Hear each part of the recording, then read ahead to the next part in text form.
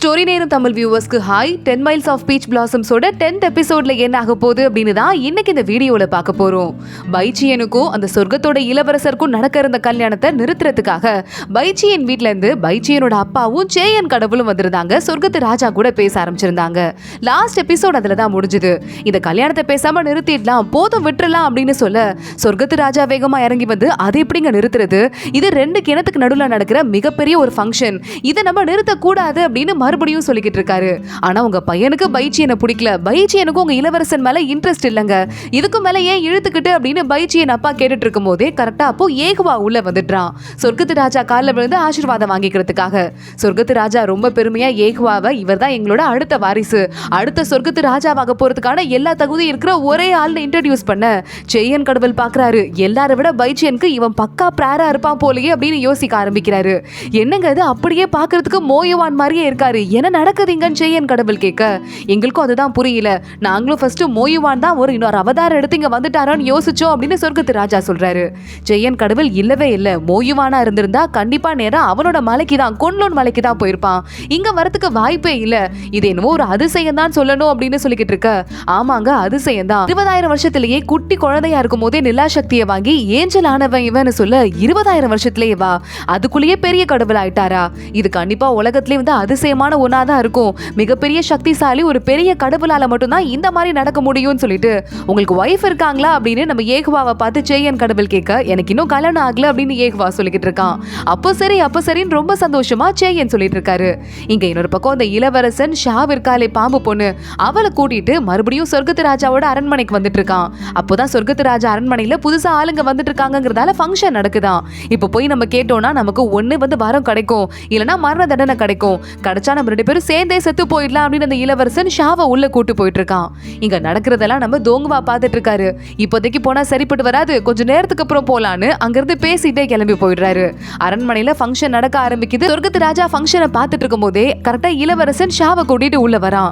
இவன் எதுக்கு இந்த இடத்துக்கு வந்துட்டு இருக்கான் அப்படின்னு பைச்சியனோடப்பா கடுப்பாயிட்டு வேலைக்கார பொண்ணு கூட்டு வந்து என் பொண்ணு அசிங்கப்படுத்திட்டான்னு கத்த ஆரம்பிக்க சேயன் கடவுள் ஒரு நிமிஷம் அமைதியா இரு அப்படின்னு ஆறுதல் சொல்லிட்டு இருக்காரு. அங்க அந்த இளவரசனும் ஷாவும் ராஜா முன்னாடி மண்டி போட்டு வணங்குறாங்க. இந்த பொண்ணை நான் காப்பாத்தி கூட்டு வராட்டி இவ இறந்து போயிருப்பாப்பா அப்படின்னு அந்த இளவரசன் சொல்ல உனக்கு எவ்வளவு தைரியம், இந்த பொண்ணு உயிர் உனக்கு அவ்வளவு முக்கியமா, இல்லனா நீயும் செத்து போயிருவியான்னு கேட்க ஆமா நான் செத்து போயிருவேன் இளவரசன் சொல்றான். அப்போ உங்க 2 பேருக்கும் மரண தண்டனையை நானே நிறைவேற்றுறேன், அந்த பொண்ணை கொண்டுட்டு நீயே இறந்து போயிடு இப்போ அப்படின்னு இங்க சொர்க்கத்து ராஜா உத்தரவு போட அந்த இளவரசனும் அப்படியே செய்யறேன் கையில வாள் எடுத்துட்டு ரெடியா இருந்துட்டு இருக்கான். வேகமா என்ன மன்னிச்சிரு, உன் பின்னாடியே நானும் வரேன் அப்படின்னு ஷாவ் கிட்ட சொல்லிட்டு வாள் எடுத்து அவளை ஒரே போடலான்னு பார்க்கும்போது கரெக்டா நம்ம சேயன் கடவுள் மந்திர சக்தி யூஸ் பண்ணி வாளை தடுத்து நிறுத்திடுறாரு. தோங்வா வெளியே இருந்து பார்த்துட்டு இருக்காரு. இது போதும் போலாவா அப்படின்னு அங்க கூட்டு போயிடுறாரு. சேயன் கடவுள் பார்த்துட்டு சரி விடுங்க, உங்க பையன் தான் அந்த பொண்ணு மேல இவ்வளவு பாசமா இருக்கும் போது நம்ம எதுக்கு இவ்வளவு தூரம் ஃபோர்ஸ் பண்ணிக்கிட்டு, நாங்க அந்த என்கேஜ்மெண்ட்டை கேன்சல் பண்ணிக்கிறோம், இதை இப்பவே நிறுத்திடலாம்னு சொல்ல இல்லங்க இது என் இனத்துக்கே விழுந்த மிகப்பெரிய அடி, இதை நான் எப்படி ஏத்துக்கிறதுன்னு சொர்க்கத்து ராஜா பேசிட்டு இருக்காரு. அப்போ ஏகுவாவோட கடைசி சித்தப்பா வந்து அப்பா என்கிட்ட ஒரு ஐடியா இருக்குன்னு சொல்ல என்ன ஐடியான்னு சொர்க்கத்து ராஜா கேட்கிறாரு. பைச்சியன் அடுத்து அந்த இனத்துக்கே ராணியாக போறவங்க, அந்த மாதிரி தகுதியான இன்னொரு ஆளை தான் கல்யாணம் பண்ணி வைக்கணும் அப்படின்னு நமக்கும் நல்லா தெரியும், ஏன் ஏகுவாவை கல்யாணம் பண்ணி வைக்க கூடாது, ஏகுவா அடுத்து நம்ம சொர்க்கத்துக்கு ராஜாவாக போறவன், இது 2 இனமும் பெரிய இணையிற ஒரு பெரிய சங்கமமா இருக்க கூடாதா அப்படின்னு கேட்க ஏகுவாமா அமைதியா உட்காந்து பார்த்துட்டு இருக்கான். ஆனா இன்னொரு பக்கம் இந்த சூஜன் இருக்காளே அதிர்ச்சியில அழுகிற நிலைமைக்கே வந்துடுறா. இன்னொரு பக்கம் சொர்க்கத்து ராஜாவும் சீரியஸா யோசிக்க ஆரம்பிக்கிறாரு. கையில இருக்கிற எல்லா பதவியும் இந்த இளவரசனுக்கு பிடிங்கிட்டு சின்ன ராஜாவா ஏதாவது ஒரு பதவி கொடுத்து அவனையும் அவன் பொண்டாட்டியும் இங்க இருந்து அமிச்சிடலாம், அப்போ நமக்கு எந்த பிரச்சனையும் வராதுல்ல, அப்போ பைச்சியனுக்கும் எந்த பிரச்சனையும் இருக்காதுல்ல அப்படின்னு சேயன் கடவுளும் சொல்ல ஆரம்பிக்க சேயனை பார்த்து நம்ம பைச்சியன் அப்பா ஏற்கனவே அவளுக்கு என்கேஜ்மெண்ட் பிடிக்கலன்னு தான் கல்யாணமே நிறுத்துற ஐடியால நம்ம வந்தோம், அது மறந்துருச்சா அப்படின்னு கேட்கிறாரு. சேயன் கடவுள் கொஞ்சமும் கூச்சமே இல்லாம இந்த தடவையும் பிடிக்கலன்னா மறுபடியும் நிறுத்திக்குவோம், இப்போதைக்கு பண்ணிக்குவோம் அப்படின்னு சொல்ல அது சரின்னு பைச்சியன் அப்பாவும் சொல்லிட்டு இருக்காரு. சொர்க்கத்து ராஜாக்கு இந்த ஐடியா ரொம்ப பிடிச்சிருக்கு, ஏகுவாவை கூப்பிட்டீங்க வா அப்படின்னு சொல்லிட்டு இந்த கல்யாணத்துக்கு நீ சம்மதம் தெரிவிக்கணும் அப்படின்னு சொல்ல இதுக்காக தான் நான் காத்துட்டு இருந்தேன், நம்ம நாட்டுக்கு நம்ம இனத்துக்கு நல்லது நடக்கும் அப்படின்னா இந்த கல்யாணத்துக்கு நான் சம்மதம் தெரிவிக்கிறேன் அப்படின்னு ஏகுவா சொல்லிடுறான். அவ்வளவுதான் அதை பார்த்துட்டு சூஜன் பயங்கரமா ஷாக் ஆயிடுறா. இங்க இன்னொரு பக்கம் நல்லபடியா எல்லாமே முடிஞ்சிருச்சு கிளம்பலாம் அப்படின்னு நம்ம சேயன் கடவுளும் பைச்சியன் அப்பாவும் கிளம்புறாங்க.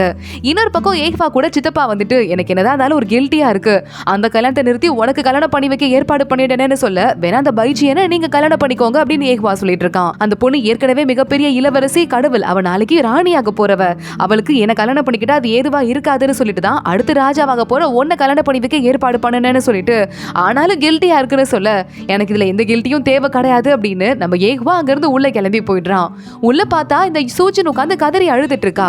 ஏகுவா கண்டுக்காம போக ட்ரை பண்ண சூஜன் கையை பிடிச்சிட்டு, உனக்கு தெரியாதது இல்ல, நான் உன்னை லவ் பண்றேன் அப்படின்னு உனக்கே தெரியும், எதுக்கு இந்த கல்யாணத்துக்கு ஒத்துக்கிட்ட அப்படின்னு கேட்க ஏகுவா பாக்குறான். என்னைக்குமே நான் உன்னை ஒரு சீனியரா தான் பாத்திருக்கேனே தவிர என்னைக்குமே உன்னை கல்யாணம் பண்ணிக்கணும் நான் நினைச்சதே கிடையாது, நீ தப்பா எடுத்துக்காத அப்படின்னு ஏகுவா சொல்லிட்டு இருக்கான். இல்ல எனக்கு புரியுது, உன்னை ஃபோர்ஸ் பண்ணி கல்யாணம் பண்ணி வைக்கிறாங்க தானே அப்படின்னு நம்ம கேட்டுட்டு இருக்க. ஃபோர்ஸ் பண்ணியும் இல்ல எதுவும் இல்ல, கல்யாணம் பண்ணணும்னு எனக்கு தெரியும், அதனால நான் பண்றேன், மத்தபடி இதுல எனக்கு எந்த பிரச்சனையும் இல்ல அப்படின்னு ஏகுவா சொல்லிடுறான். இதை கேட்டுட்டு சூஜனால தாங்கிக்கவே முடியல.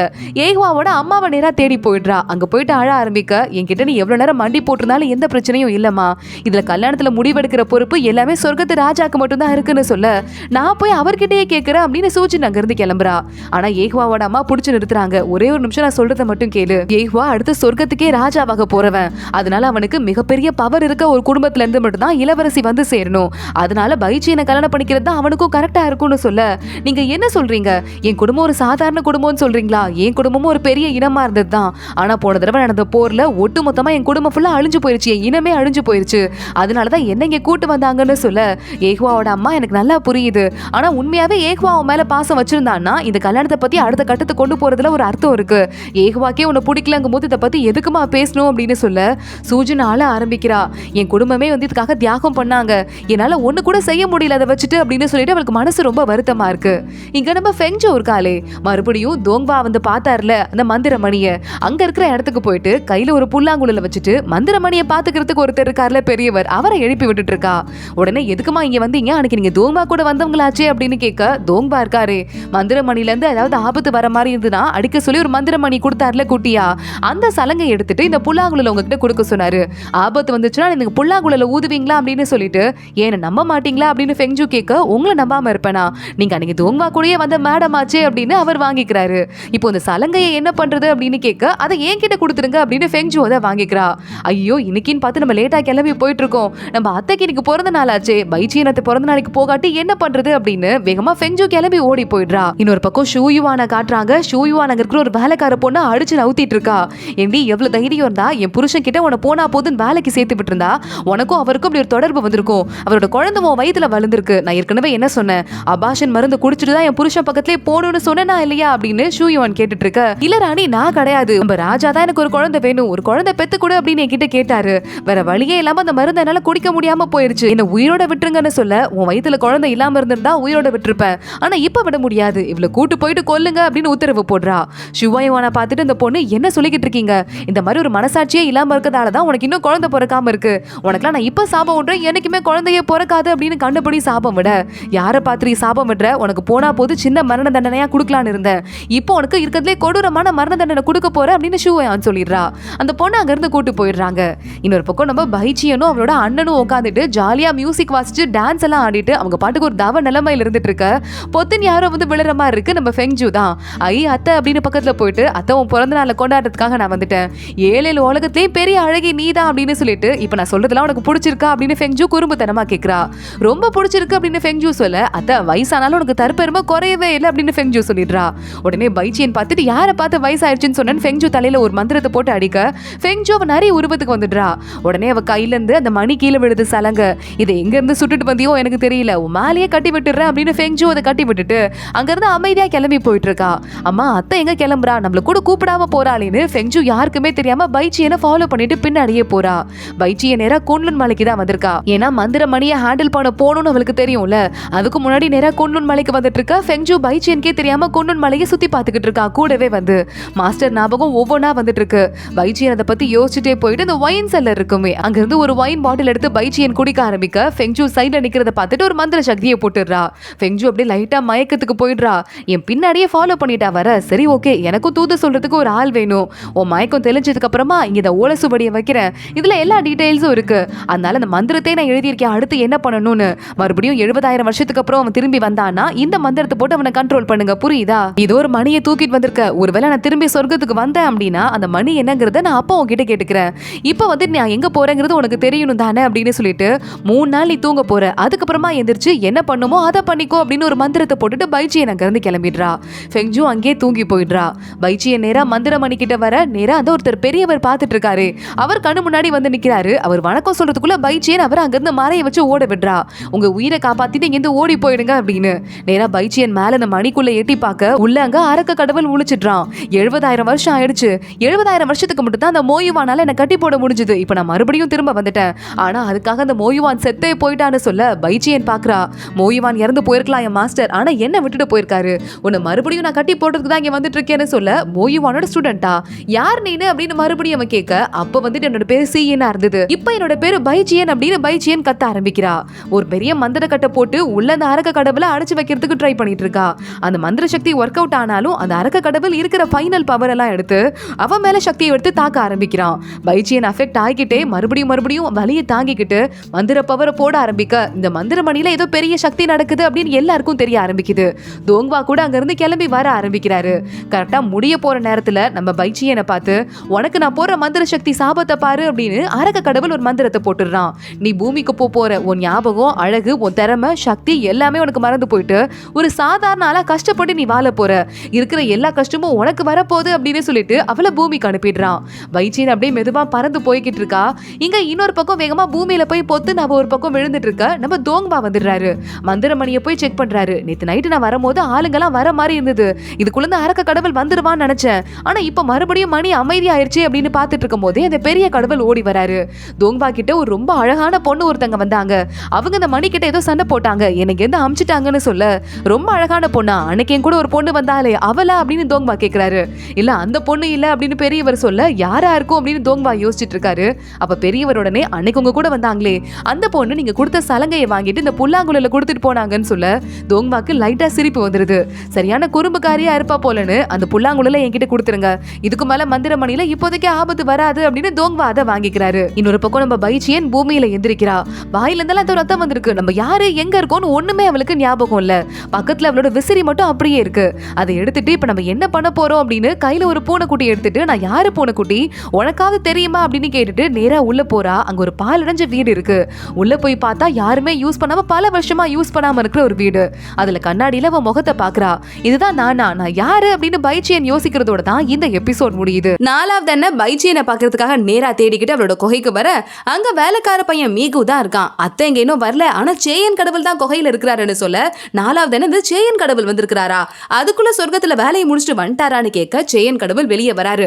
ஆமாமா நான் வந்துட்டேன், பைச்சியனை தேடி வந்து அவளை ஆளை காணும்னு சொல்ல நாலாவது என்ன நானும் அவளை காலையில இருந்து பாக்கலையே எங்க போயிருப்பா அப்படின்னு யோசிச்சுட்டு அம்மா சொர்க்கத்துக்கு போன வேலை என்னாச்சு, கல்யாணத்தை நிறுத்தியாச்சா அப்படின்னு கேட்கிறாரு.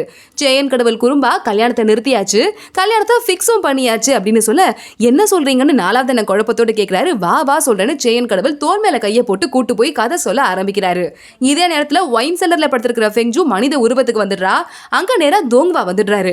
பக்கத்துல இருக்கிற ஓலைச்சுவடி எடுத்து படிக்க ஆரம்பிக்கிறாரு. விஷயம் புரிஞ்சிருது. மந்திர சக்தியை போட்டு ஃபெங்ஜுவை எழுப்பி விடுறாரு. தோங்வா எப்படி வந்தீங்க, இங்க சலங்க சத்தம் கேட்டு வந்துட்டீங்களா அப்படின்னு எதிர்த்து சொல்லிக்கிட்டு இருக்கா. அப்போ உடனே அவர் கேட்கிறாரு நீ எப்படி இங்க வந்த அப்படின்னு. அதுவா என் அத்தை நேத்து வந்தாங்க, ரொம்ப தூரம் டிராவல் பண்ணி வந்தாங்க, நானும் அவங்க கூடயே தெரியாம மறைஞ்சு வந்தேன், இங்க வந்துட்டாங்க, என்ன அப்படியே தூங்க வச்சுட்டாங்க, அது நேத்து நைட்டான்னு கூட எனக்கு இப்ப சரியா தெரியல அப்படின்னு சொல்ல தோங்வா கேட்கிறாரு உன்னோட அத்தை பைச்சியனுக்கும் குன்லுன் மலைக்கு ஏதாவது சம்பந்தம் இருக்கா அப்படின்ட்டு. ஆஹா என்ன சொல்றதுன்னு யோசிக்கிற ஃபெங்ஜு இல்லையே எங்க அத்தைக்கும் அதுக்கும் சம்பந்தம் இருக்கிற மாதிரி வாய்ப்பு இல்லையே அப்படின்னு சொல்லிக்கிட்டு இருக்கா. ஓ அப்படியா அப்படின்னு தோங்வா கேட்டுட்டு இந்த ஓலைச்சுவடியை உங்க அத்தை தான் இங்க வச்சுட்டு போனாங்களா அப்படின்னு கேட்க ஃபெங்ஜு ஆஹா எப்படி இவர் கையில ஓலைச்சுவடி மாட்டுச்சுன்னு சொல்லிட்டு புடுங்கலான்ட்டு ஆமா அப்படின்னு சொல்லிட்டு புடுங்கிறதுக்கு வரா. தோங்வா நகர்த்தி கையை மாத்தி வச்சிடுறாரு. ஓ அப்படியா அந்த ஓலைச்சுவடியில என்ன விஷயம் இருக்குன்னு தெரியுமா, உலகத்தையே அழிக்கக்கூடிய ஒரு மந்திரமணியை எப்படி கண்ட்ரோல் பண்றதுங்கிற ரகசியம் இதுல இருக்கு அப்படின்னு சொல்றாரு. உடனே ஃபெங்ஜு என்னது அந்த மந்திரமணியா, மோயுவான் கூட ஆத்மாவை சிதறடிச்சு கட்டி போட்டுக்கிறாரே அந்த மந்திரமணியா அப்படின்னு கேட்டு மறுபடியும் புடுங்கிறதுக்கு போறா. மறுபடியும் தோங்வா கையை நகர்த்திட்டு கரெக்ட் அதே மந்திரமணி தான், அந்த மந்திரமணியை இதே ரகசியத்தை வச்சுதான் 70,000 வருஷத்துக்கு முன்னாடி மோயுவான் கட்டி போட்டாரு.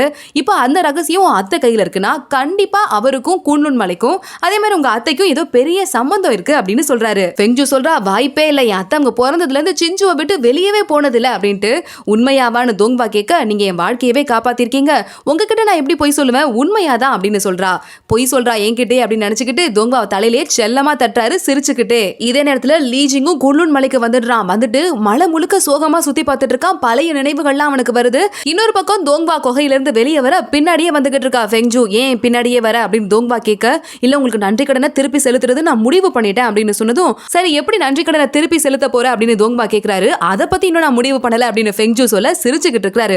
பின்னாடி யாரும் நடக்கிற சத்தம் கேட்டு திரும்பி பாக்குறாரு. லீஜிங் வந்துட்டு இருக்கான். மோயு மோயுவானோட ஆத்மா செதறி போனதுக்கு அப்புறமா இத்தனை பேர் வந்துட்டு இந்த குன்லுன் மலை பார்த்திருக்காது, நீ எதுக்கு இங்க வந்திருக்க அப்படின்னு கேக்குறாரு. தோங்வாவை பார்த்ததுமே வணங்குறான் லீஜிங். லீஜிங் சொல்றான், இந்த பக்கமா போனேன் அப்படியே இந்த மலையை பார்த்துட்டு போலான்னு வந்தா வேற ஒண்ணும் இல்ல அப்படின்னு சொல்லிட்டு வணக்கம் சொல்ல தோங்வா அங்கிருந்து கண்டுக்காம அவர் பாட்டுக்கு போறாரு. பின்னாடியே ஃபெங்ஜுவும் குடுகுடுன்னு ஓடுறா. லீஜிங் நினைச்சுக்கிட்டு இருக்கான், 70,000 வருஷம் முடிஞ்சு போச்சு, சீயின் நீ எங்க தான் போன அப்படின்ட்டு. சீயின் ஒரு பொண்ணுங்கிற விஷயம் அவனுக்கு தெரிஞ்சாலும் செஞ்சுவோட இளவரசி இப்போ ராணி ஆயிட்டா அப்படிங்கிற விஷயம் அவனுக்கு தெரியாது. சோ சீயின் எங்க போயிருப்பா அப்படின்னு யோசிச்சுட்டு இருக்கான் லீஜிங். தோங்வா வெளியே வராரு. வெளியே சீவிங் வெயிட் பண்ணிக்கிட்டு இருக்கான். இன்னொரு ஆள் நிக்கிறத பார்த்துட்டு அங்க இருக்கிற ஃபெங்ஜு பின்னாடி போய் தூணுக்கு பின்னாடி ஒளிஞ்சுக்கிட்டு நிக்கிறா. அப்போ சீமிங் கிட்ட வந்து தோங்வா, நான் சும்மா தான் வந்தேன், ஆனா ஒரு மிகப்பெரிய உண்மை இப்ப தெரிஞ்சிருச்சு. இந்த மந்திரமணிக்கு அடைக்கப்பட்டிருக்க சீலுங்கிறது வந்துட்டு நிரந்தரமானது கிடையாது. 70,000 வருஷத்துக்கு ஒரு தடவை ஓபன் ஆயிடும்.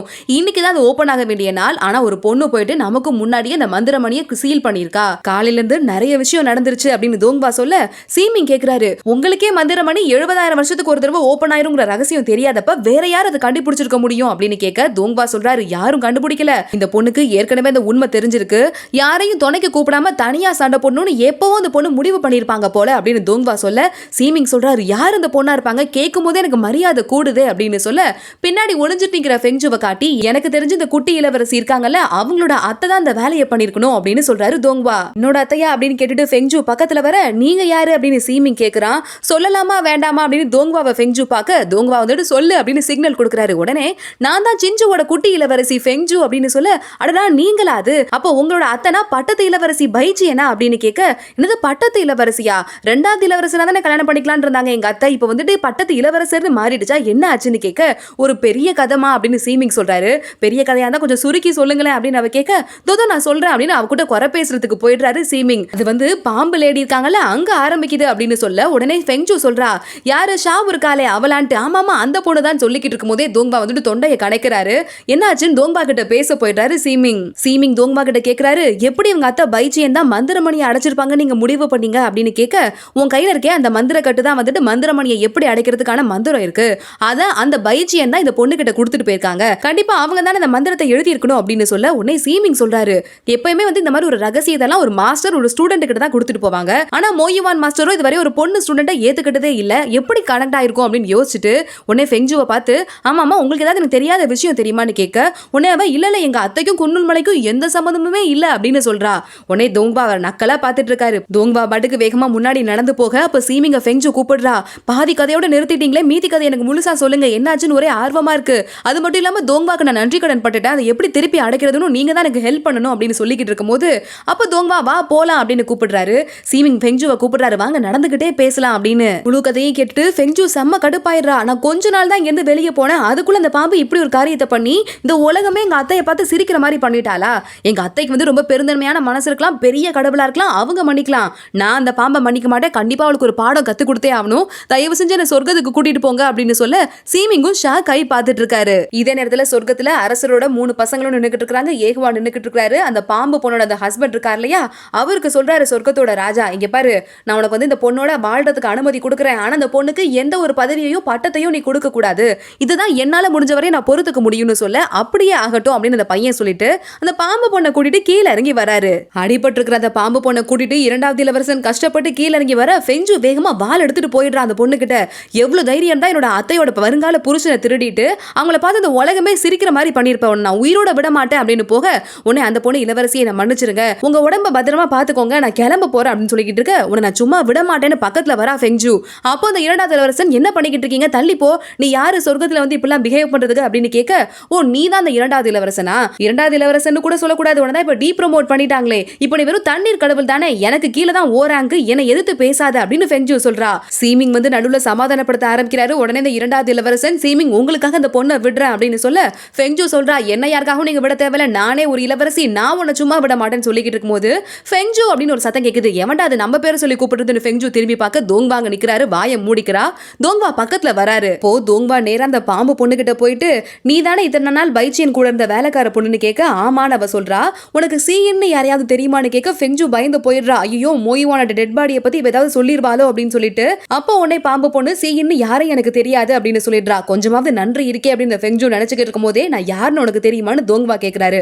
எனக்கு தெரியாதுன்னு அந்த பாம்பு பொண்ணு சொல்ல, நான் தோங்வா தீஜூன், என்கிட்ட நீ பொய் சொன்னா உன்னை காப்பாத்துறதுக்கு யாரும் வரமாட்டாங்க இந்த 7 உலகத்திலையும், உண்மையை சொல்லுன்னு சொல்ல எனக்கு உண்மையாவே தெரியாது அப்படின்னு பொண்ணு ரொம்ப அழுக்க திருத்தமா சொல்றா. உங்வாக்கு எல்லாரும் சேர்ந்து எதையோ மறைக்கிறாங்கன்னு தெரிஞ்சிருது. சிரிச்சுக்கிட்டே ஓ அப்படியா சரி போகட்டும் அப்படின்னு சொல்லிட்டு ஃபெங்ஜுவை பார்த்து முறைக்கிறாரு. தோங்வா சொர்க்கத்துல அவரோட அரண்மனைக்குள்ள நுழைய ஃபெங்ஜுவும் பின்னாடியே ஓடலான்னு பாக்குறா. அங்க இருக்கிற காவலர்கள் தடுத்து நிறுத்துறாங்க. யாருமா நீ உள்ள போறதுக்கு அனுமதி கிடையாதுன்ட்டு.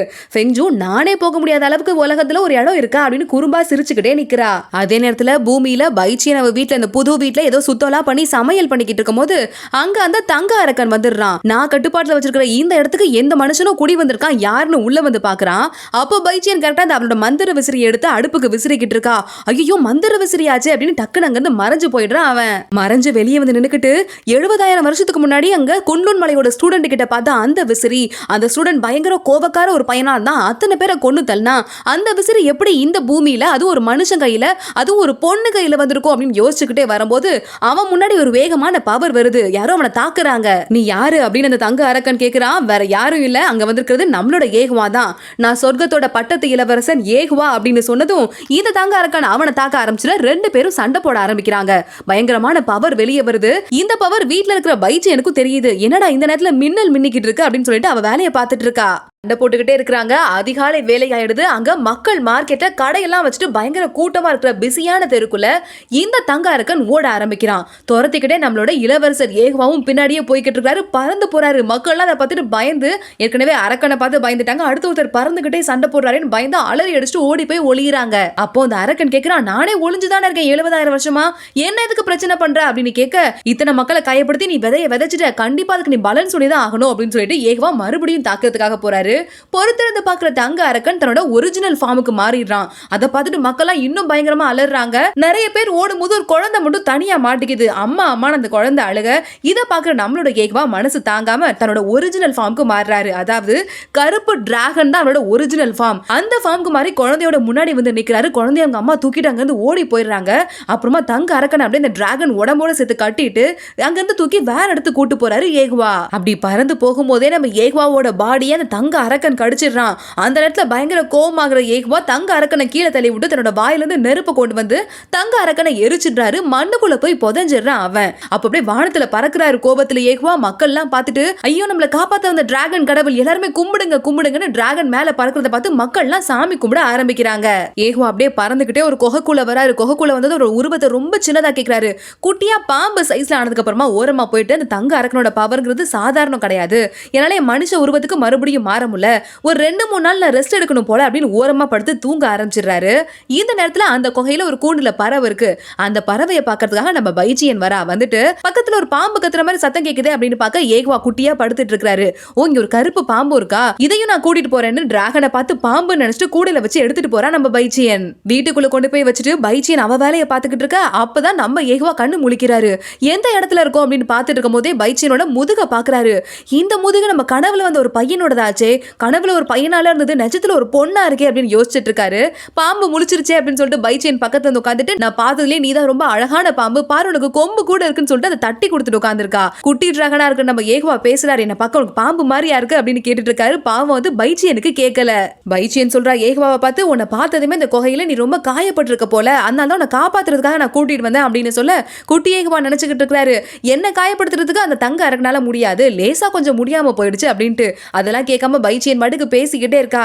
ஏன் இந்த இடத்துல என்ன தவிர வேற யாருமே மனுஷங்களே வர மாட்டேங்கிறாங்க அப்படின்னு கேட்க, தங்க அரக்கன் இந்த இடத்த 10 வருஷத்துக்கு மேல அவனோட கையில வச்சிருந்தான், அதனாலதான் இங்க யாருமே வரல அப்படின்னு சொல்றாரு. பைச்சியன் சொல்றா, எனக்கும் இந்த வீட்டை விட்டா வேற இடம் கிடையாது, உனக்கும் போக இடம் இல்ல போல, நீயும் என் கூடயே தங்கிட அப்படின்னு சொல்ல, குட்டி டிராகன் நினைக்கிது மனசுல, எனக்கு இன்னும் 3 நாள் தான் வேணும் மனுஷ ஃபார்முக்கு வரதுக்கு, வந்ததுக்கு அப்புறம் நான் சொர்க்கத்துக்கு போயிடுவேன் அப்படின்ட்டு. அப்ப பைச்சியன் சொல்றா, உனக்கு இருக்க விருப்பம் இல்லைன்னா நீ பாட்டுக்கு போலாம், ஆனா உனக்கு முதலாளின்னு யாரும் இருக்க கூடாதுன்னு சொல்ல, உடனே குட்டி டிராகன் என்னது எனக்கே முதலாளியா அப்படின்னு நினைச்சிட்டு இருக்காரு. அவன் எந்திரிச்சு வெளியே போயிட அவரோட மந்திர விசிறி அங்க இருக்கு. அதை பார்த்துட்டு நம்ம ஏகுவா, இது குன்லுன் மலையோட பொக்கிஷமாச்சே, இது எப்படி ஒரு மனுஷங்க கையில வந்திருக்கும் அப்படின்னு யோசிக்கிறாரு. இதே நேரத்துல சொர்க்கத்துல ஏகுவாக்காக ஒரு ஸ்பெஷலான சூப் ஒன்று வச்சு சூஜன் எடுத்து வந்துட்டு இருக்கா. அங்க இருக்கிற ஏகுவாவோட அசிஸ்டன்ட் சொல்றாரு, தங்க அரக்கனை கொண்டதுக்காக பூமிக்கு போயிருக்காரு அப்படின்ட்டு.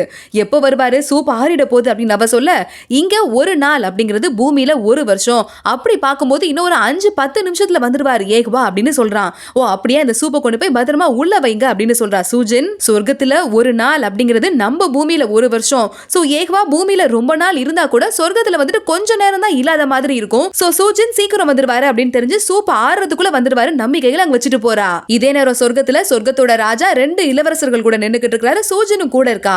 நிறைய இனங்கள் வந்து சொர்க்கத்தோட ஒத்து போகாம இருக்காங்க அப்படிங்கறதால சொர்க்கத்தோட ராஜா கடுப்பா இருக்காரு. அவங்களெல்லாம் நம்ம வழிக்கு கொண்டு வரணும். நம்ம என்ன பண்றது, ஐடியா கொடுங்க. ஏகவா எங்க அப்படின்னு கேட்க உடனே சூஜின் சொல்றா ஏகவா தங்க அரக்கனை கொள்றதுக்காக போயிருக்காரு அப்படின்ட்டு. அப்போ உடனே அவர் இல்ல நீங்க 2 பேராவது ஐடியா கொடுங்க அப்படின்னு சொல்லிட்டு சூஜின் நீ கொஞ்சம் வெளியே கிளம்புமா அப்படின்னு சொல்றாரு. சூஜின் ஒரு மாதிரி ஹர்ட் ஆயிடுறா. சொர்க்கத்தோட ராஜாவே நான் குழந்தையில இருந்து இங்க தான் இருக்கேன். நான் வந்துட்டு மத்தவங்களுக்காக உங்களுக்கு துரோகம் பண்ணிடுவேன் நினைக்கிறீங்களா, என்ன வெளியே போக சொல்றீங்க அப்படின்னு கேட்க உடனே சொர்க்கத்தோட ராஜா அதெல்லாம் இல்ல, நீ ஒரு பொண்ணு, உனக்கு இங்க என்ன வேலை, நீ கிளம்பு அப்படின்னு சொல்றாரு. சூஜின் கொஞ்சம் சோகமா போறவ திடீர்னு திரும்பி என்கிட்ட ஒரு வழி இருக்கு மத்த எல்லாரையும் நம்ம கூட இணக்கமா போக வைக்கிறதுக்கு அப்படின்னு சொல்றா. அப்படியா, என்ன வழி நீ சொல்லு அப்படின்னு கேட்க நீங்க வந்துட்டு என்ன கல்யாணம் பண்ணிக்கணும், என்ன வந்து உங்க மனைவிகள்ல ஒருத்தங்களா ஏத்துக்கணும். அப்படி ஏத்துக்கும் போது சொர்க்கத்தோட ராஜா எல்லா இனங்களையும் மதிக்கிறாரு. வேற ஒரு இனத்து பொண்ண கல்யாணம் பண்ணிக்கிட்டாரு பாரு அப்படின்னு மத்தவங்க எல்லாம் யோசிச்சு உங்க கூட இணங்கி போறதுக்கு சம்மதிப்பாங்க அப்படின்னு சொல்ல உன்னை சொர்க்கத்தோட ராஜா நீ என்ன சொல்ற, அது மட்டும் இல்லாம எனக்கு வயசாயிடுச்சு, கல்யாணத்துல எல்லாம் எனக்கு இஷ்டம் இல்லமா அப்படின்னு சொல்ல சூஜின் சொல்றா எனக்கு தெரியும், இது வந்து நான் ஒரு தியாகமா தான் பண்றேன், நீங்க வந்து என்ன விரும்பிலாம் கல்யாணம் பண்ணிக்க வேண்டாம், ஒரு பேச்சுக்கு சமுதாயத்துக்காக கல்யாணம் பண்ணிக்கோங்க அப்படின்னு சொல்ல நீ சின்ன பொண்ணுமா உனக்கு இதெல்லாம் புரியாது அப்படின்னு சொர்க்கத்தோட ராஜா சொல்றாரு. உடனே சூஜின் மண்டி போட்டுறா எங்க அப்பா அவரோட கூட்டத்தையே வச்சுட்டு ஒரு பெரிய தியாகத்தையே சொர்க்கத்துக்காக பண்ணாரு, என்னையும் அதே மாதிரி ஒரு தியாகத்தை பண்ண விடுங்க அப்படின்னு சொல்ல சொர்க்கத்தோட ராஜா அந்த ஒரு காரணத்தினால தான் நான் இன்னும் விட மாட்டேன்னு சொல்றேன் அப்படின்னு சொல்றாரு. இல்ல எனக்கு இந்த வாய்ப்பை கொடுங்க அப்படின்னு சொல்ற சூஜின். அப்படி உங்களுக்கு ஒருவேளை குற்ற உணர்ச்சியா இருக்கு அப்படின்னா எனக்கு ஒரு வரத்தையும் கொடுங்க, நான் எது கேட்டாலும் அதை நிறைவேற்றி வைப்பேன் அப்படிங்கிற ஒரு வரத்தை கொடுங்க, எனக்கு எப்ப என்ன வேணுமோ நான் அதை கேட்டுக்கிறேன் அப்படின்னு சொல்ல சொர்க்கத்தோட ராஜாவும் யோசிக்க ஆரம்பிக்கிறாரு. பூமியில பைச்சியே நம்மளோட குட்டி ஏகவாவை கொண்டு வந்து முன்னாடி வச்சுக்கிட்டு ஒரு பச்சைல ஒண்ணு அரைச்சிட்டு இருக்கா. நேத்து உடம்புல காயம் இருந்ததே நான் பார்க்கல அப்படின்னு சொல்லிட்டு இந்த பச்சைல மருந்தை போடுறா. ஏகவா நினைக்கிறாரு இந்த மருந்தை வந்து என் காயத்துக்கு யூஸ் பண்ணக்கூடாது, இது வந்து என் காயத்தை இன்னும் அதிகமா தான் ஆக்கும் அப்படின்னு நினைச்சிட்டு இருக்காரு. பைச்சியன் வந்துட்டு ரொம்ப பெருமையா நான் ரொம்ப சூப்பரான பொண்ணு இல்ல அப்படின்னு கேட்டுட்டு இருக்கா. அடுத்து குட்டி டிராகனுக்கு சாப்பாடும் ஊட்ட ஆரம்பிச்சிடுறா பைச்சியன் சொல்றா பாம்புங்க பச்சை கறி தான் சாப்பிடும், அதனால தான் சமைக்காம உனக்கு கொண்டு வந்திருக்கேன்னு ஒரு குட்டி கறி துண்டை ஊட்டுறதுக்கு பார்க்க உடனே நம்ம ஏகவா ஐயோ நான் இதெல்லாம் சாப்பிட மாட்டேன், கறியெல்லாம் சமைச்சாதான் சாப்பிடுவேன் அப்படின்னு சொல்லிக்கிட்டு இருக்காரு. என்ன நீ சாப்பிட மாட்டியா அப்படின்னு கேட்கிற பைச்சியன் டக்குனு குட்டி டிராகன் நெத்தியில ஒரு முத்தம் கொடுத்துடுறா. டிராகன் உடனே ஏகவா கடுப்பாக்குறாரு என்ன பண்ற அப்படின்ட்டு. இப்பயாவது சாப்பிடுவே அவனை கொஞ்சிட்டேன், இன்னும் நீ சாப்பிடாம வந்தனா இன்னொரு முத்தம் கொடுப்பேன் அப்படின்னு சொல்ல ஐயோ வேண்டான்னு பச்சை கறியா இருந்தாலும் பரவாயில்லன்னு முழுங்கிறாரு ஏகவா. பைச்சியன் சொல்றா இருக்கிறதுலே நீ தான் ரொம்ப அறிவாளி, எனக்கு ஒன்னதான் ரொம்ப பிடிச்சிருக்கு, வரியா நம்ம மார்க்கெட்டுக்கு போலாம் அப்படின்னு கூப்பிட உடனே ஏகவா சொல்றாரு மனசுக்குள்ளேயே இல்ல நான் ஏற்கனவே 3 நாள் இங்க இருந்துட்டேன், என் காயத்தை நீ வந்து இன்னும் மோசமாக்கிட்ட, இருந்தாலும் பரவாயில்ல நல்ல இடத்துல தான் பண்ணங்கனால நான் வந்துட்டு பை சொல்லிட்டு போறேன் அப்படின்னு சொல்லிக்கிட்டு இருக்கும் போதே வேகமா குட்டி டிராகனை தூக்கி கூடையில போட்டு அங்க இருந்து கிளம்புறா பைச்சியன் கூடையெல்லாம் எடுத்துட்டு அங்க இருந்து கிளம்பி வந்துகிட்டு இருக்கா. மழை வர மாதிரி இருக்கு, ஐயோ எக்கச்சக்கமா மழை வர மாதிரி இருக்கு, எங்கேயாவது போய் ஒதுங்கி நிக்கணுமே வேகமா போறா. நம்ம குட்டி டிராகன் உள்ள இருந்து எட்டி பார்த்துட்டு மறுபடியும் உள்ளேயே போயிடுது. இதே நேரத்துல மழை வர வைக்கிற தேவதான்ட்டு மழை பெய்யறதுக்கு ரெடியா இருக்க அங்க போயிடுறாரு நம்மளோட ஏகவா. போயிட்டு மழை வர வைக்க பாக்குறீங்களா, வேண்டாம் மழை வர வைக்க வேண்டாம் இன்னைக்கு அப்படின்னு சொல்லிடுறாரு. உடனே அவங்களும் ஓகேன்னு சொல்லிடுறாங்க. இதே நேரத்துல பைச்சியன் ஓபன் பண்ணி பாக்குற அந்த கூடைய உள்ள வந்துட்டு குட்டி டிராகன் நல்லா தூங்கிக்கிட்டு இருக்கு. தூங்குற மாதிரி குட்டி டிராகனை வச்சுட்டு அவருக்கு மறுபடியும் சக்தி வந்ததால பைச்சியனை காப்பாத்துறதுக்காக போயிருக்கிறாரு நம்மளோட ஏகவா. பைச்சியன் மழை வரல அப்படின்னு சொல்லிட்டு மறுபடியும் வேலையை பார்க்க ஆரம்பிக்க ஏகவா நேரா சொர்க்கத்தோட அரண்மனைக்கு வந்துடுறாரு. சூஜினை கொஞ்சம் ஓரமா நிக்க சொல்றாரு சொர்க்கத்தோட ராஜா. அப்ப வர ஏகவா வணக்கம் சொல்லிட்டு நான் அந்த தங்க அரக்கனை கொண்டுட்டேன் அப்படின்னு சொல்றாரு. ரொம்ப சந்தோஷம், இவ்வளவு சாதாரணமா கொண்டுட்டேன்னு கேட்க சாதாரணமாலாம் கொள்ளல, எனக்கும் அடிபட்டுச்சு, உங்களோட பாராட்டுக்கு நான் தகுதி இல்லாதவன்னு சொல்ல அந்த தங்க அரக்கன் ஒரு சாதாரணமான ஆள் கிடையாது, ரொம்ப சக்தி வாய்ந்தவன், நீ போயிட்டு கொஞ்ச நேரம் ரெஸ்ட் எடுத்துக்கோ அப்படின்னு சொல்றாரு. ஓகேன்னு ஏகவாவும் கிளம்புறாரு. இந்த நேரத்துல சூஜன் ஏகவாவையே பாத்துக்கிட்டு இருக்கா. இதே நேரத்துல அரக்கர் இளவரசி பூமிக்கு வரா. அந்த இடத்துல தான் தங்க அரக்கனை இப்ப ஏகவா கொன்னாரு அப்படிங்கறதால எரிஞ்சு போய் அந்த இடமே ரொம்ப மோசமா இருக்கு, என்ன ஆச்சு அப்படின்னு நம்ம ஒருத்தர்ட்ட கேட்க அதுவாமா ஒரு மான்ஸ்டர் இங்க வந்துருச்சு, இந்த நேரத்துல கரெக்டா டிராகன் கடவுள் வந்துட்டாரு, வந்துதான் எங்க எல்லாரையும் காப்பாத்தினாரு, அந்த மான்ஸ்டரை கொண்டுட்டாருன்னு சொல்ல அந்த மான்ஸ்டர் சிங்கம் மாதிரி இருந்துச்சு அப்படின்னு நம்ம கேட்கிறா. ஆமா அப்படிதான் நான் கேள்விப்பட்டேன்னு அவர் சொல்றாரு. மனசுக்குள்ள யோசிக்க ஆரம்பிக்கிறா. ஒருவேளை நம்மளோட தங்க அரக்கனா இருக்குமோ, அவன்கிட்ட கேட்டா எப்படியும் நம்ம அண்ணன் எங்க போனாங்கிற விஷயம் தெரியும், அவனை எப்படியாவது கண்டுபிடிக்கணும் அப்படின்னு நினைக்கிறா அந்த பொண்ணு. பைச்சியன் மார்க்கெட்டுக்கு வந்து அவ கொண்டு வந்த பழங்கள் எல்லாம் விற்கிறா. பாம்பு கிட்ட சொல்றா பாம்பு உள்ள தூங்கிக்கிட்டு இருக்கு, நான் கொஞ்சம் காசெல்லாம் சேர்த்துட்டேன், டீ கடைக்கு போய் டீ சாப்பிட்டுட்டு பாட்டு பாடுற இடத்துக்கு போய் பார்க்கலாம் அப்படின்னு அந்த கூடையை தூக்கிட்டு போறா. அப்போ அந்த இடத்துல வந்துட்டு ஒருத்த மந்திரம் எல்லாம் வித்துக்கிட்டு இருக்கான், பயங்கரமான கூட்டம் நிக்குது. போய் பைச்சியனும் எட்டி பார்க்கறா. எட்டி பார்த்துட்டு கிளம்பி வரும்போது பைச்சியன் கையில வச்சிருக்க மந்திர விசிறிய அந்த விக்ரம பாத்துடுறான். பார்த்துட்டு டக்குன்னு கடையெல்லாம் காலி பண்ணிட்டு பைச்சியன் பின்னாடியே வந்துகிட்டு இருக்கான். பைச்சியன் அந்த நேரத்துல ஒரு பிஸியான இடத்துக்கு வந்துட்டு வேடிக்கை பார்த்துக்கிட்டு நிக்கிறா. அந்த கடைக்காரனும் வந்துடுறான். அம்மா உங்ககிட்ட ஒண்ணு கேட்கணும், இந்த விசிறி உனக்கு எங்க இருந்து கிடைச்சது அப்படின்னு கேட்க இது எனக்கு கீழே கடந்து கிடைச்சது அப்படின்னு சொல்றா. அப்ப நான் என்கிட்ட காசு காசுக்கு வித்துறியா அப்படின்னு நம்ம கேட்க, முதல்ல எனக்கு கிடைச்ச பொருள் இது, நான் விற்கிற ஐடியால இல்ல, கொடுங்க அப்படின்னு சொல்ல, ப்ளீஸ்னு கேட்டு பார்க்கறா. அவன் முடியாதுன்னு உறுதியா சொன்னதும் டக்குனு அவ கையில இருந்து புடுங்கிறான் அந்த விசிறிய. என்னம்மா என்னோட விசிறிய வந்து என் கடைக்கு வந்த நேரத்துல நீ திருடிட்டு வந்துட்டியா அப்படின்னு கேட்க, அங்க இருக்கிற சுத்தி இருக்கிறவங்க எல்லாம் இவளையே பார்க்க ஆரம்பிக்கிறாங்க. இங்க வாங்க அப்படின்னு எல்லாரையும் கூப்பிட எல்லாரும் சுத்தி வந்து நின்னுறாங்க.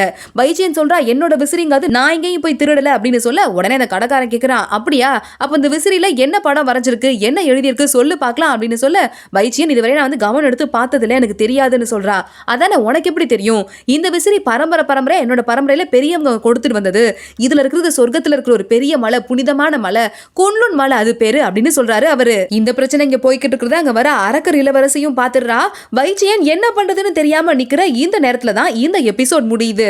சொர்க்கத்தோட பட்டத்து இளவரசர் ஏகவாவை பைஜியன் ஏதோ குட்டி பாம்பு நடத்துற மாதிரி காமெடியா ட்ரீட் பண்ணிக்கிட்டு இருக்கா. என்ன ஆக போகுது, பைஜியன் இந்த ஆபத்துல இருந்து தப்பிச்சு எப்படி வெளியே வர போறா, தொடர்ந்து பார்க்கலாம். பைஜியனோட மந்திர விசிறியை புடுங்கி வச்சுட்டு, இதனோட பரம்பரை சொத்து, இந்த பொண்ணு கடைக்கு வந்த போது திருடிட்டான்ட்டு ஊரையே கூப்பிட்டு பைஜியன் மேல திருட்டு பழி போட்டுட்டு இருக்கான் அந்த கடைக்காரன். அந்த விசிறிய அதே போல அரக்கர் இளவரசியும் பாத்துக்கிட்டு இருக்கா. சீயின் கையில இருந்த போது பல தடவை இந்த விசிறியை பாத்திருக்காலையா, கடுப்பாயிட்டு உள்ள வந்துடுறா. ஏன்பா இப்படி போய் சொல்ற, என்னோட நண்பன் வந்து ரொம்ப காலத்துக்கு முன்னாடி இந்த விசிறியை கையில் வச்சிருந்து நான் பாத்திருக்கேன், இது ஒன்னும் பரம்பரை சொத்தெல்லாம் இல்ல, இந்த பொண்ணு கீழே இருந்து எடுத்தேன்னு சொன்னா அதுதான் உண்மையா இருக்கும், இப்பெல்லாம் பொய் சொல்லாதன்னு சொல்ல, அந்த கடைக்காரன் 2 பொண்ணுங்களும் சேர்த்துட்டு ஊரை ஏமாத்துறீங்களா அப்படின்னு கேட்கிறான். இதை பார்த்துட்டு அரக்கர் இளவரசி கடுப்பாகுது. மந்திரத்தால அந்த விசிறியை தன் கைப்பக்கம் இழுக்கலாம் அப்படின்னு பார்க்க நேரா அது பைஜியனை பார்த்து போகுது. உடனே என்ன செய்யறதுன்னு தெரியாம அரக்கர் இளவரசி முழிக்கிறா. சமாளிச்சுக்கிட்டு, இந்த விசிறி சாதாரணது இல்ல, மழையையும் புயலையும் உண்டாக்க கூடியது அப்படின்னு பைஜியனோட கையை அப்படியே விசிறியோட உயர்த்தி பிடிக்க, பயங்கரமான மின்னலும் காத்தும் அடிக்க ஆரம்பிக்குது. இங்க இருக்கிறவங்க எல்லாம் பயந்து போயிடுறாங்க. ஐயோ ஆளை விடுங்க, அந்த கடைக்காரன் அங்கிருந்து தெரிச்சுக்கிட்டு ஓட, பைஜியன் கிட்ட அந்த பொண்ணு வந்து சொல்றா, இது ரொம்ப ஒரு பெரிய மந்திர விசிறி, இதை மத்தவங்க கண்ணில் பட்ட ஆபத்து வரதுக்கு வாய்ப்பு இருக்கு, நீ உன் கூடயே வச்சுக்கோ அப்படின்னு சொல்லிட்டு, ஒன்ன பார்க்கும்போது சீன்னு எனக்கு ஒரு நண்பன் இருந்தா அவன் ஞாபகம் வருது அப்படின்னு சொல்லிக்கிட்டு இருக்கா. பைஜியன் அப்படியே அப்படின்னு கேட்டுட்டு இருக்கும் போதே அரக்கர் இளவரசி, நான் இங்க இருந்து கிளம்புறேன் அப்படின்னு வெளியே வரா. இந்த நேரத்துல வெளியே வரும்போது தங்க அரக்கன் இன்னும் சாவல, ஒளிஞ்சுக்கிட்டு ஓரமா உட்கார்ந்துட்டு இருக்கான். நம்ம அரக்கர் இளவரசியாச்சேன்னு வேகமா பேச வர கரெக்டா அரக்கர் இளவரசிய பைஜியன் புடிச்சுக்கிறா. ஒரு நிமிஷம் நில்லுங்க, அங்க வந்து இந்த ஆளு என்கிட்ட பொய் சொல்லி வாங்க பார்த்தா அதனால தான் நான் கொடுக்கல, ஆனா உங்களுக்கு தெரிஞ்சவரோடது நண்பரோடது இந்த விசிறின்னு சொல்றீங்க, அது மட்டும் இல்லாம என்கிட்ட மந்திர சக்தி எல்லாம் இல்லாத எப்படி யூஸ் பண்றது கூட எனக்கு தெரியாது, நீங்க ஏன் அதை எடுத்துட்டு போக கூடாது, உங்களுக்கு சொந்தமானது தானே அப்படின்னு கேட்கிறா. உடனே அரக்கர் இளவரசி, ஐயோ அப்படியே அந்த பெரிய உதவியை நான் எப்படி ஏத்துக்கிறது அப்படின்னு கேட்க, உங்களுக்கு ஏதாவது திருப்பி செய்யணும்னு தோணுச்சுன்னா எனக்கு ஒரு உதவி பண்ணுங்க அப்படின்னு கேட்கிறா. என்ன உதவி வேணும்னு அரக்கர் இளவரசி கேட்க, என் கூட வாங்க அப்படின்னு கூட்டிட்டு போற அவ. அரக்கர் இளவரசி இந்த மனுஷ பொண்ணு கூட என்ன பண்ணிக்கிட்டு இருக்கா அப்படின்னு பாத்துக்கிட்டு இருக்கான் தங்க அரக்கன். அன்னைக்கு நைட் ஆகுது. பைஜியன் குட்டி டிராகனை பக்கத்துல வச்சுக்கிட்டு, 8 நாள் ஆச்சு இதோட நீ இன்னும் கண்ணு முழிக்கவே இல்லை, இவ்வளவு நாள் யாராவது தூங்குவாங்களா, உனக்கு ஏதாவது ஆயிடுச்சா, என்ன ஆச்சு அப்படின்னு கேட்டுட்டு, டிராகன் கண்ணு முழிக்காத காரணத்தினால படுக்கும்போது தூங்கும்போது பக்கத்திலே கட்டி பிடிச்சிட்டு படுத்து தூங்க ஆரம்பிச்சிடறா, போர் அடிக்குது அப்படின்னு சொல்லிட்டு.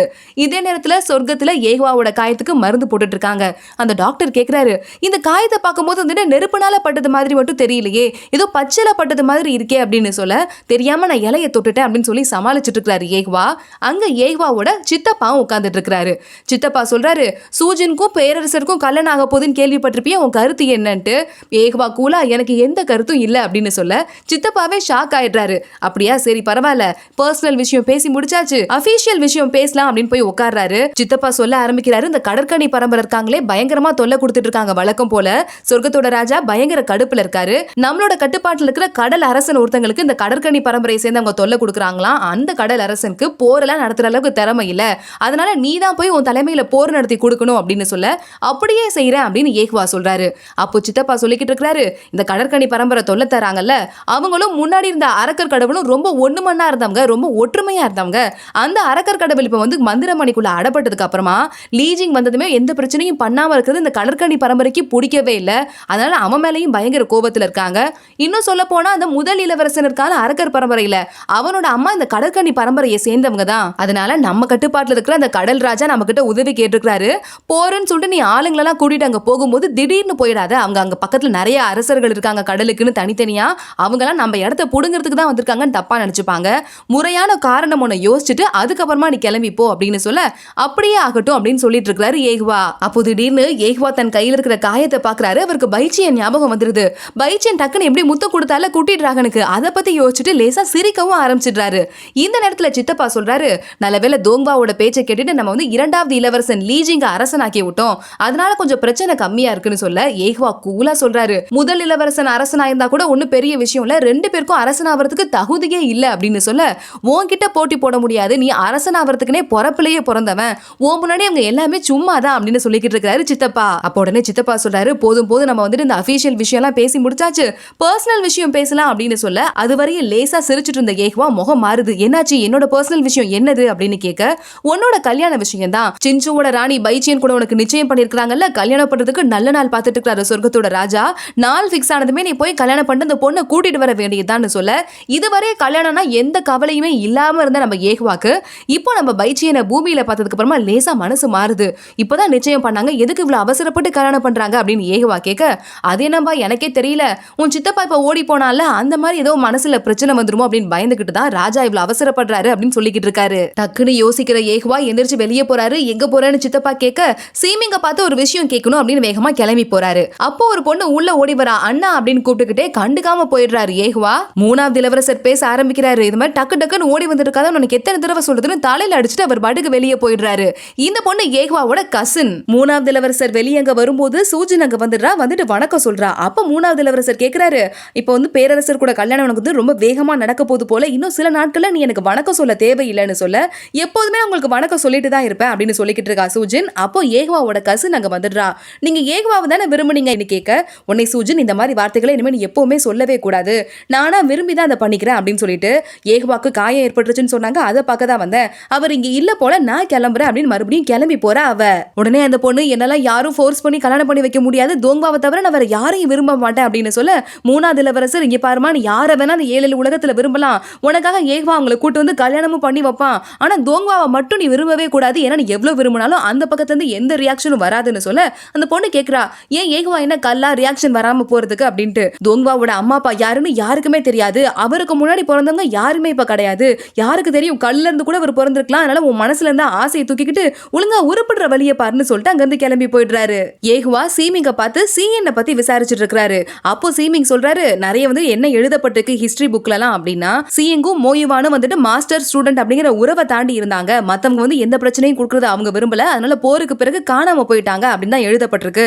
ஆனா சீயன் காணா போனதை பத்தி யாருக்குமே எந்த விஷயமும் கிளியரா தெரியாது, அவங்க கூட படிச்ச ஸ்டூடெண்ட்ஸ்க்கே யாருக்கும் தெரியல, அதனால யாராலையும் இதுக்கு சரியான பதில சொல்லவே முடியாது அப்படின்னு சீயன் சொல்ல, அப்போனா அந்த மந்திர விசிறி அப்படிங்கிறது சீயனோட பொருள் தான், அது ஏன் இப்ப பூமியில இருக்கு அப்படின்னு ஏஹ்வா கேக்குறாரு. யாருக்கு தெரியும், போறப்ப ஒருவேளை பூமியில தவறி விழுந்திருக்கலாம்னு சொல்ல, இருக்கலாம் அப்படின்னு சொல்லிட்டு, சரி ஓகே நான் பாத்துக்கிறேன் அப்படின்னு அங்க இருந்து கிளம்புறாரு ஏஹ்வா. இதே நேரத்துல பைச்சியன் மறுபடியும் டிராகனை பார்த்து, நீ எப்பதான் கண்ணு முழிப்ப அப்படின்னு பேசிக்கிட்டு இருக்கா. பேசிக்கிட்டு இருக்கும் போதே கரெக்டா ஏஹ்வா அங்க வந்துடுறாரு. கண்ணு முழிக்குது டிராகன். அப்பாடா நீ இப்பயாவது எந்திரிச்சி அப்படின்னு சொல்லிட்டு பக்கத்துல பலன்னு ஒரு ரெட் கலர் போர்வை இருக்கு, அதை காட்டுறா. இங்க பாரு புது போர்வை, இதை உங்ககிட்ட காட்டணும் தான் நான் வெயிட் பண்ணிக்கிட்டே இருந்தேன், இது எப்படி இருக்கு அப்படின்னு கேட்க, ஏஹ்வா மனசுக்குள்ளேயே ரொம்ப பிரைட்டா இருக்கு அப்படின்னு நினைக்கிறாரு. அப்போ பைச்சியன் சொல்றா, பிரைட்டா தான் இருக்கு, ஆனா எனக்கு ரொம்ப பிடிச்சிருக்கு, ஏன் சொன்ன நான் இப்ப பாரு பிளைன் கலர்லயே ட்ரெஸ் போடுறேன்னா ஒரு சேஞ்ச் அது வந்து பிரைட்டா இருக்குது எனக்கு பிடிச்சிருக்கு அப்படின்னு சொல்லிக்கிட்டு இருக்கா. ஏஹ்வா மனசுக்குள்ள, நீ ஒன்னும் அவ்வளவு அழகாலாம் இல்ல, ஆனா உன் ட்ரெஸ்ஸிங் சென்ஸ் எனக்கு பிடிச்சிருக்கு, சொர்க்கத்துல பல ட்ரெஸ் போட்டு எனக்கு அதுவே பழகிருச்சு அப்படின்னு நினைச்சிட்டு இருக்காரு. அப்போ ஏஹ்வா எங்க மந்திர விசிறியை காணா, நான் போன கொஞ்ச நாள் ஏதாவது நடந்திருக்குமோ அப்படின்னு யோசிச்சுட்டு இருக்கும் போதே பைச்சியன் தூங்குறதுக்காக மேல போட்டிருக்க கோட்டெல்லாம் கழட்ட ஆரம்பிக்கிறா. எனக்கு வந்து ஒரு நல்ல பொண்ணு எனக்கு நான் பார்த்தேன், அந்த பொண்ணு தான் எனக்கு இந்த போர்வை கொடுத்தா, ரொம்ப நல்லவ அப்படின்னு சொல்லிட்டு, இனிமே நம்ம 2 பேருக்குமே குளிராது அப்படின்னு சொல்லிக்கிட்டு இருக்கா.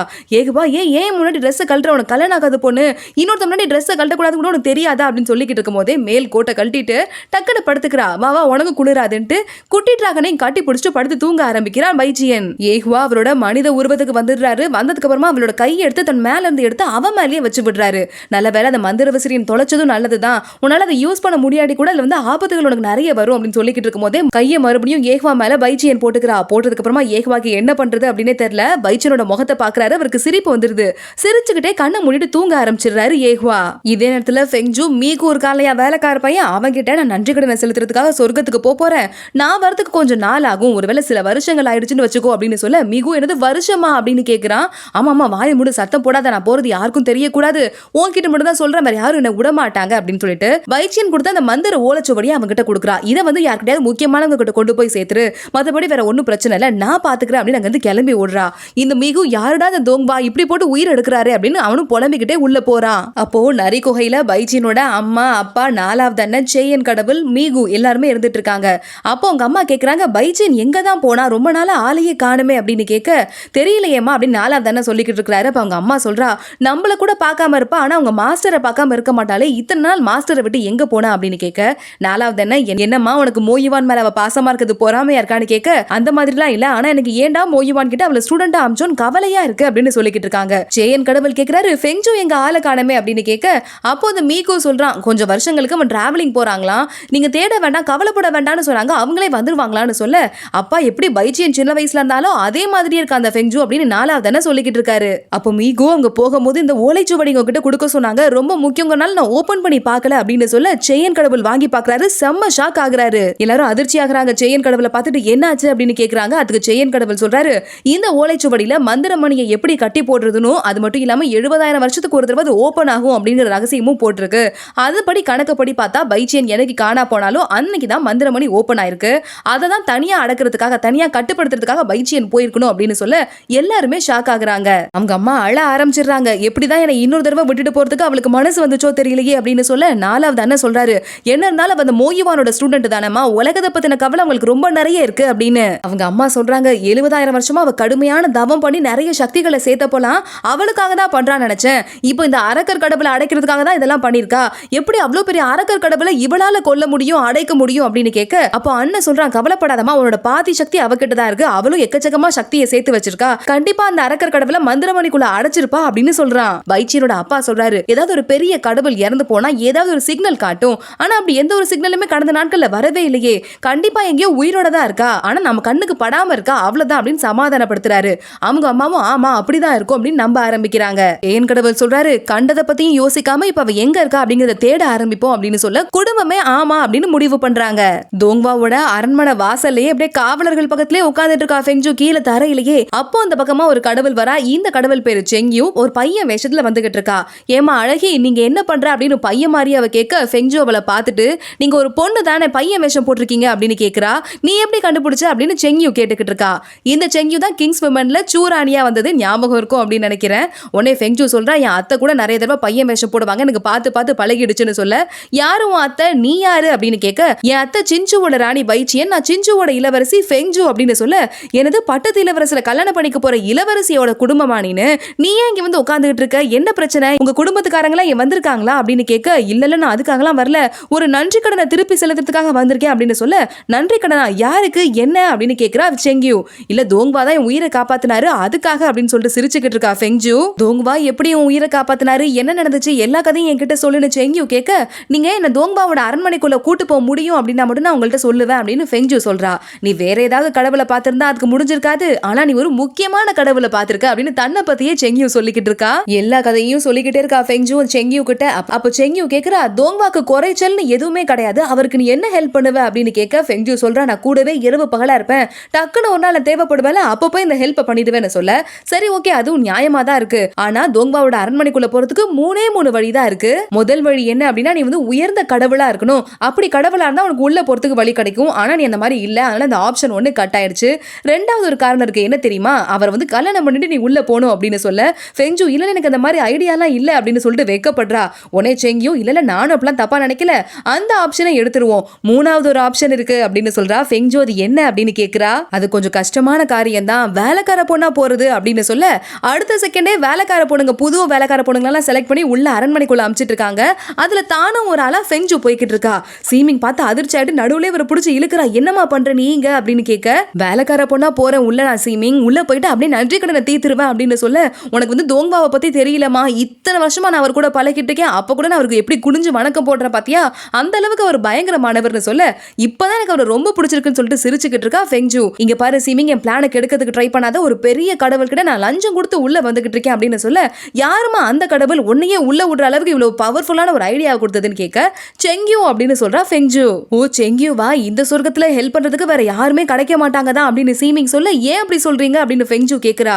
செங்யூ வந்துட்டு சாதாரணமான கடவுள் இல்ல, பூமியில மனுஷங்களா பிறந்து தவ வலிமை மூலமா கடவுளா வந்தவங்க, அது மட்டும் இல்லாம லியான் சொங் இருக்காரே 3வது இளவரசர் ராஜாவோட 3வது பையன், அவரோட ரொம்ப செல்லம் அவங்க. செங்யூவை சுத்தி சுத்தி 3வது இளவரசர் லவ் பண்ணிக்கிட்டு இருக்காரு, அவங்க தான் பிடி கொடுக்காம போறாங்க, ரொம்ப பவர்ஃபுல்லான ஆளு தான் அவங்க அப்படின்னு சொல்ல ஓ அப்படியா அப்படின்னு கேட்டுட்டு ரொம்ப சந்தோஷம்னு பாக்குறா. எல்லா வேலைக்காரங்களும் உள்ள போய் முடிக்க போறாங்க, இனிமே பேசுறதுக்கு எனக்கு நேரம் இல்ல, அப்பப்போ உள்ள வாங்க, எனக்கு அப்பப்போ ஹெல்ப் தேவைப்படும் போது பண்ணுங்கன்னு ஓடி போயிடுறா ஃபெங்ஜூ. ஃபெங்ஜூ உள்ள வரும்போது அந்த கூட்டத்தோட வரும்போதே அப்போ ஏஹ்வாவோட கசின் பாத்துடுறா. ஃபெங்ஜூ இவ்வளவு அழகா இருக்காளேன்ட்டு அந்த கூட்டத்துல இருந்து ஒரு பொண்ணை பார்த்துட்டு எல்லாமே புது வேலைக்காரங்கள் இருக்காங்களா, இங்கதான் கூட்டிட்டு வருவீங்களா, வேற யாருக்காவது கூட்டு போய் விட வேண்டியதானே அப்படின்னு கேக்குறா. அழகான பொண்ணுங்களை உள்ள கூட்டு வரக்கூடாதுன்னு நான் சொல்லியிருக்கேன்ல அப்படின்னு சொல்ல அந்த பொண்ணு சொல்றா கவலைப்படாதீங்க, இவங்களாம் வந்துட்டு ரொம்ப லோவஸ்ட் லெவல், கண்டிப்பா தோங்க தோங்கா கிட்ட நெருங்குற அளவுக்கு இவங்க போக முடியாது அப்படின்னு சொல்ல அப்படியே போகட்டும் அப்படின்னு சொல்லிட்டு அனுப்பி விடுற அந்த பொண்ணு. வேலைக்காரங்க ரூம் காட்டிட்டு இருக்காங்க. ஃபெங்ஜு போய் அவளுக்கு இருக்கிற இடத்துல உட்கார. அப்ப மத்த பொண்ணுங்களா பேசிக்கிட்டு இருக்காங்க. இவளும் நிறைய பேர் மாதிரி ஏற்கனவே தோங்வா கிட்ட நல்ல பேர் வாங்கணும் அப்படிங்கிறதுக்காக இங்கதான் வருவேன் அடம் பிடிச்சு வந்திருப்பா போல. பாவம் தோங்வா கிட்ட கொஞ்சம் அளவுக்கு மீறி நடந்துக்கிட்டா கூட இங்க இருந்து இன்னும் கீழ்நிலைக்கு அமுச்சு வச்சிருவாங்க. அந்த விஷயம் இன்னும் இவளுக்கு தெரியாது போலன்னு சொல்ல கடவுளே இப்படியாவது நல்லபடியா நடந்துக்கணும் அப்படின்னு சொல்லிக்கிட்டு இருக்கா ஃபெங்ஜு. எப்படியாவது தோங்வா கிட்ட நல்ல பேர் வாங்கிடணும்னு முடிவு பண்ணிட்டு ஃபெங்ஜு உடனே ஒரு டீயை போட்டு எடுத்துட்டு ஓடுறா. அப்போ அந்த கசன் பொண்ணு பார்த்துட்டு நில்லு நீ எங்க போற அப்படின்னு கேட்க தோங்பாக்கு டீ கொடுக்க அப்படின்னு சொல்றா. டீ கொடுக்கவா? யார் உன்கிட்ட கொடுக்க சொன்னா? நீ என்ன தோங்பாக்கு டீ சர்வ் பண்றது ஒரு சின்ன வேலை நினைச்சியா? உன்ன மாதிரி யார் வேணாலும் போலான்னு நினைச்சியா? தோங்பா வந்துட்டு இங்க சொர்க்கத்தோட அரசராலே ஏகமாவாலேயே மதிக்கப்படுற ஒருத்தர். அவருக்கு சும்மா யார் வேணாலும் உள்ள போய் டீ சர்வ் பண்ணிட முடியாது அப்படின்னு சொல்ல அப்படியா எங்க ஊர்ல வந்துட்டு இவ்வளவு ரூல்ஸ் இல்லை எனக்கு அதெல்லாம் தெரியாதுன்னு ஃபெங்ஜு பாவமா சொல்றா. நீ எங்க இருந்து வந்திருக்க அப்படின்னு கேட்க சிஞ்சுவோட மலைப்பகுதியில இருந்து நான் வந்திருக்கேன் அப்படின்னு இவ சொன்னதும் ஓ சிஞ்சுவா அங்க வந்து எந்த ரூல்ஸும் இல்ல காட்டு முன்னாடித்தனமா எல்லாரும் இருப்பாங்க நானே கேள்விப்பட்டிருக்கேன்னு சொல்ல இங்க பாருங்க எங்க ஊரை காட்டு முன்னாடிங்கலாம் சொல்லாதீங்க நாங்க ரூல்ஸ் எல்லாம் இல்லாம ரொம்ப சுதந்திரமா ஜாலியா இருப்போம் அப்படின்னு சொல்றா ஃபெங்ஜு. இன்னொரு சீனியர் வேலைக்கார பொண்ணு அந்த பக்கத்து வரா. அந்த பொண்ணை கூப்பிட்டு இவ சொல்றா இங்க பாரு இந்த பொண்ணுக்கு வந்து ரூல்ஸ் எல்லாம் சொல்லி கொடு இவள தோங்பா கிட்ட நெருங்க விடாம பாத்துக்கோங்க ஏதாவது தப்பு பண்ணிட போறா அப்படின்னு சொல்ல ஏன் உங்க பேச்ச நான் கேட்கணும் அப்படின்னு ஃபெங்ஜு சொல்றா. ஏன்னா நான் இளவரசி நீ ஒரு வேலைக்காரி நீ ஒரு இளவரசியா இருந்தா கேட்க வேண்டாம் அப்படின்னு சொல்லிட்டு அங்கிருந்து போக இவ அப்படியே சண்டைக்கு போகணும் போல ஆசையா இருக்கு. அப்போ அந்த சீனியர் வேலைக்கார பொண்ணு தடுத்து நிறுத்துறா. இவ பட்டத்து இளவரசரோட கசின் இவகிட்ட வம்பு வச்சுக்காது அப்படின்னு சொல்ல பட்டத்து இளவரசரோட கசினா அப்பனா நம்மளோட அத்தைக்கும் சொந்தக்கார பொண்ணு அப்படி பார்க்கும்போது நான் அவளோட ரேங்குக்கு கீழே தான் இருக்கேன். சரி ஓகே பெரியவங்க மரியாதை கொடுத்து நடந்துக்குவோம் இவளுக்கு எல்லாம் மரியாதை கொடுக்குற அளவுக்கு தகுதி இல்லனா கூட என்ன பண்றது அப்படின்னு யோசிச்சுட்டு இருக்கா ஃபெங்ஜு. செய்யற வேலையில எல்லாம் டயர்டாயி பயங்கரமா எப்படியோ எஸ்கேப் ஆகி ஃபெங்ஜு மறுபடியும் அவளோட ரூமுக்கு வந்து கட்டில்ல படுக்க வாலெல்லாம் அவளுக்கு வெளியே வந்துருது டயர்ட்ல அப்படியே. அப்போ கரெக்டா செங்கியும் அவளை தேடிக்கிட்டு அங்க வந்துடுறா. செங்கியும் வந்து இவளோட வாலெல்லாம் பார்த்துட்டு இவளை ஓங்கி ஒரு அடி அடிக்கிறா. ஐயோ யாரும் நினைச்சிட்டு பயந்து போற ஃபெங்ஜு செங்கியும் பார்த்ததுக்கு அப்புறமா இன்னொரு 4 தட்டு தட்டுங்க முதுகெல்லாம் எனக்கு பயங்கரமா வலிக்குது செம்ம வேலை. அதுவும் இல்லாம அந்த ஏகவாவோட கசின் ஒரு பொண்ணு இருக்கால அவளை வேற பார்த்துட்டு நான் நல்லா திட்டி விட்டுட்டாங்க. அவங்க திட்டி விட்டு நிறைய வேலையை வேற கொடுத்துட்டாங்கன்னு சொல்ல ஏகவாவோட கசினா அந்த குட்டி பொண்ணா அவ கொஞ்சம் பிரச்சனை பண்ணுவாதா அப்படின்னு சொல்றா செங்கியூ. என்ன குட்டி பொண்ணுன்னு சொல்றீங்க அவ வந்து எவ்வளவு பெரியவ தெரியுமா என்னுடைய ரேங்க்ல பெரியவன்னு சொல்ல அப்போ செங்கியூ சொல்றா அப்படி பார்க்கும்போது 3வது இளவரசருக்கும் எனக்கு ஒரு தனி கதையே இருக்கு அதெல்லாம் வச்சு பார்க்கும்போது நீ அவளையே பெரியவனா நீ என்ன பாட்டின்னு தான் கூப்பிடணும்னு சொல்லிட்டு சிரிக்கிறா செங்கியூ. சின்னவங்களோ பெரியவங்களோ எல்லாரும் ஒருத்தங்களுக்கு ஒருத்தங்க மரியாதை கொடுக்கணும் அது மட்டும் இல்லாம நீயும் ஒரு இளவரசி தானே உன்னோட உரிமையை நீ விடக்கூடாதுன்னு செங்கியூ சொல்ல ஆமா அதுவும் கரெக்ட் தான் அப்படின்னு ஃபெங்ஜு முடிவு பண்ணிட்டு ஆமா உங்களுக்கும் 3வது இளவரசருக்கும் என்ன கதை அப்படின்னு கேக்குறா. செங்கியூ உடனே வந்து முகமே மாறிடுது. அதுவா அது ஒரு பழைய காதல் கதை அதெல்லாம் அப்படியே விட்டுரு இப்போ நாங்க தனித்தனியா நல்லபடியா தான் செயல்பட்டுக்கிட்டு இருக்கோம் அப்படின்னு சொல்ல ஃபெங்ஜு உடனே அப்படியா இந்த உலகத்துல அப்படி போல ஆனா எங்க ஊர்ல எல்லாம் ஒருத்தரை நாங்க மனசுல முடிவு பண்ணிட்டோம்னா கடைசி வரையும் அவர் கூட தான் இருப்போம் அப்படின்னு சொல்ல உடனே செங்கியூ கேக்குறா உங்களோட பைச்சியனுக்கு கூட தான் ஏற்கனவே 2வது இளவரசர் கூட நிச்சயம் பண்ணாங்க அதுக்கப்புறமா இப்ப பட்டத்து இளவரசருக்கு மாத்திட்டாங்க தானே அப்படின்னு சொல்ல அதுவா அது வந்துட்டு என்ன கதைனா பைச்சியனுக்கு இவ்வளவு அழகான முகத்தை கடவுள் கொடுத்திருக்காரு இல்லையா அவருக்கும் ஏதாவது கஷ்டம் கொடுக்கணும்ல அதனாலதான் அப்படிலாம் நடக்குதுன்ட்டு என்னோட சித்தப்பாங்க சொன்னாங்க அப்படின்னு சிரிச்சுக்கிட்டே சொல்ல உடனே செங்கியூ சொல்றா அப்படி ஒரு அழகியா அவ வரும்போது நானும் கண்டிப்பா பார்க்கணும்னு சொல்ல ஆமா ஆமா என்னோட அத்தை ரொம்ப அழகி அப்படின்னு சொல்லிட்டு சிரிச்சுக்கிட்டு இருக்கா ஃபெங்ஜு. அத்தோட தான் இந்த எபிசோட் முடியுது. ஏஹ்வாக்கும் பைச்சியன் மேல ஒரு பயங்கரமான பாசம் வர ஆரம்பிச்சிருச்சு. இது எங்க போய் முடிய போகுது அப்படிங்கறத அடுத்தடுத்த எபிசோடுகள்ல பார்க்கலாம். இந்த வீடியோவை லைக் பண்ணுங்க.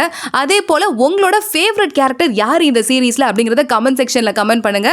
அடுத்த வீடியோல பார்க்கலாம். பை.